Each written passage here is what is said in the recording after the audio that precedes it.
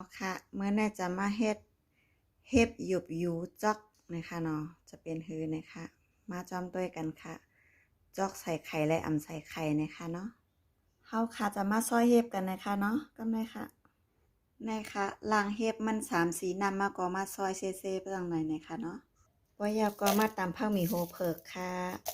คลิปนะคะเฮาจะรัดจื้อผักตั้งพี่น้องแซนวีนะคะเนาะพี่น้องเขาจะได้ฮู้ค่ะว่าพี่น้องแซนวีห้องจื้ออีสังพองนะคะผักยาวก็ใส่หมักพริกค่ะว่ายาวก็มาตำกันค่ะตำให้อ่อนๆนะคะเนาะตำหมักเผ็ดนะคะหมักเผ็ดกับผักหมี่โฮเผิกอ่อน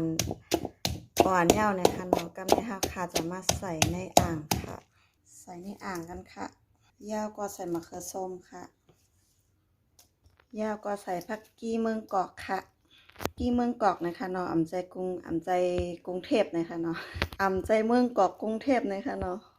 ยาวก็ใส่เกลือค่ะใส่พองหวานค่ะใส่ถั่วเน่าค่ะใส่น้ำมันอีกนึงนะคะเนาะ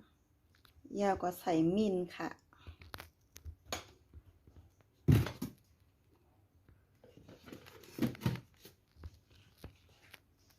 เข้ากันนะคะเนาะเกาหึ่งเข้ากันเอากำเฮาค่ะจะมาจอกนะคะเนาะเราเข้ากันจะไหนก็แล้วนะคะนี่ซ้ำตอกไข่ใส่นะคะอันนี้ใส่ไข่นี่ค่ะใส่ผักหมี่โฮแรงค่ะยาวก็ใส่มะเขือส้มค่ะยาวก็ใส่ผักหมี่ผักกี้ค่ะเนาะใส่ผักหมี่ผักกี้มาใส่เกลือค่ะใส่พองหวานค่ะยาวก็มาเกาหึ่งเข้ากันนะคะกันก็มาจอกกันค่ะเกาหึ่งเข้ากันเป็นจะไหนค่ะเนาะเอาไว้ตองมาปานในถ้วยสังไหนแล้วก็แค่เอาไข่ใส่ค่ะไข่กับเห็บหยุบใส่นะคะเนาะนี่ค่ะตักไข่กับเห็บหยุบใส่นะคะเนาะกำในมาห่อเห็บหยุบกันค่ะ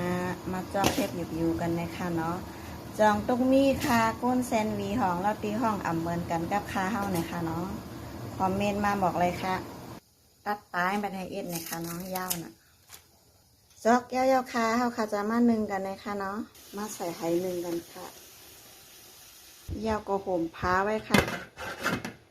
ประมาณครึ่งชั่วโมงนะคะเนาะเฮาค่ะจะมาต้วยกันค่ะมาต้วยกันค่ะครึ่งชั่วโมงนะคะเนาะมาแกะต้วยกันค่ะแกะต้วยค่ะหน้าตามันจะเป็นหือนี่ค่ะอันนี้อันใส่ไข่ค่ะเนาะอันในอันใส่ไข่ค่ะมาต้วยค่ะหน้าตาเป็นเสื้อหือนี่ค่ะเป็นเสน่ห์ค่ะสุกยาวค่ะเห็บหยุบยูจอกใส่ไข่นะคะเนาะอันไหนค่ะนี่ค่ะเห็บหยุบยูจอกนะคะเนาะยาวๆค่ะเมื่อไหร่ค่ะกินกันดีกว่า